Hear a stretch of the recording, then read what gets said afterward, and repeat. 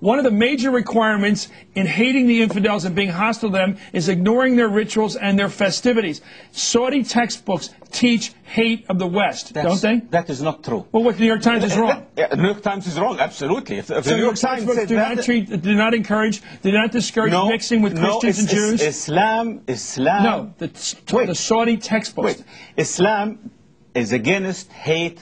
Islam is for tolerance. Saudi Arabia practices Islam. Does it make sense to you, Chris, if Bin Laden and his likes, those evil people, are supposed to be the product of the Saudi religious teachings? Yeah.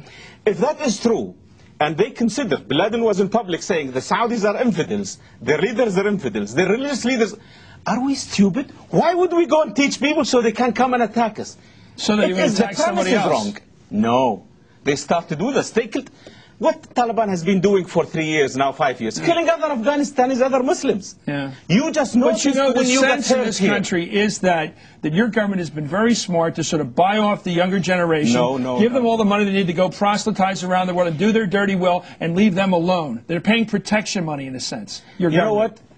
This is bullshit, to be honest with you. You should not, America is too great, and the American media is too important to be ignorant. All right. And in Saudi Arabia, I saw, take his interview. If you are an Arabic-speaking person, what he said in Arabic was worse than the translation in English. Right. There is nobody who's an Arab, who speaks good Arabic, who's a Muslim, who can have any doubt that this guy is an evil man by what he said, not the translation.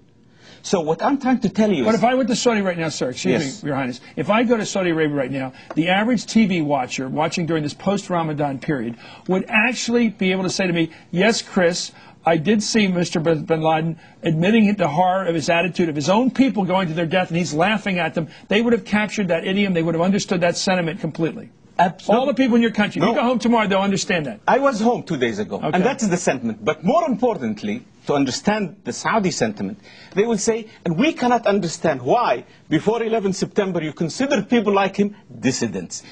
They were dissidents. They were evil. They were terrorists. You were saying because they were this way because you don't give them freedom of speech. You're right, because what they were speaking was poisonous and evil. There are people still in London today who are saying things that you would think they would be arrested. So why did your government behead all those guys who were trying to get the word from and why they blew up the Cobra Towers?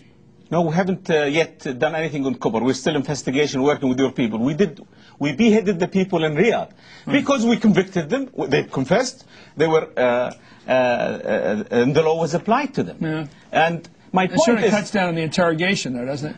No, we got the right. We got all the information we needed from them, and we shared it with you, by the way. But more important, Bin Laden, if he's brave, if he has such a lot of followers, if he can win, if we have elections in Saudi Arabia and beat the king, aren't you curious? Why is he hiding in Afghanistan? Why didn't he get in an airline, land in Riyadh, and then because they have a very weak government, you have a very strong government. You have a very disciplined society. Afghanistan is a Wild West, basically. I understand why they went there. Wouldn't you like to add to it something more that the Saudi society would not accept those people?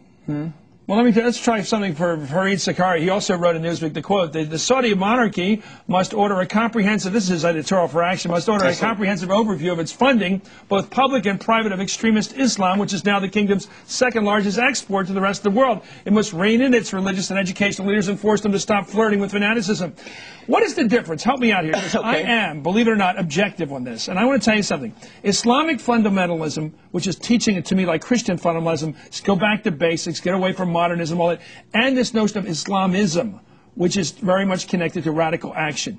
Where's the defining point? Your government certainly permits and encourages the teaching of fundamental Islam. Absolutely. How do you separate that fundamentalist belief, that purity, don't have anything to do with the corrupting effects of the world, and also don't engage in violence? Chris, number one, at the risk of hurting your reputation, I think you are more objective than you think you are. But second, Islam fundamentalism, which is in the sect in Saudi Arabia, means we go back to basic teaching. Basic teaching of Islam, saying killing one innocent life is like killing all lives.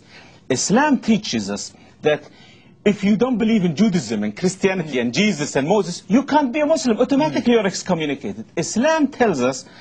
So the difference then becomes between somebody who's very religious, very much a believer, when you move from there to hate or violence, that's when we part ways. Prince Bernard, I have to ask you one last question, because I know you've dealt with this since I've known you since 30 years ago. Do you think the American media is anti-Arab? Be honest about this. I think very small segment of the American media is anti-Arab. But I think the danger is that large segment of the American media are really shallow. They really are shallow. You're hurting them. I know I hate them. This is the worst critic of all. But also, I'm being honest. Yeah. I'm being honest here. And I think that's dangerous for the American people. If I was an American, and I listen and read what I see about Saudi Arabia. You gotta go. Prince Bernard, Your Highness, thank you for joining us. Happy birthday, Chris. Ambassador to the United States for many years. Up next.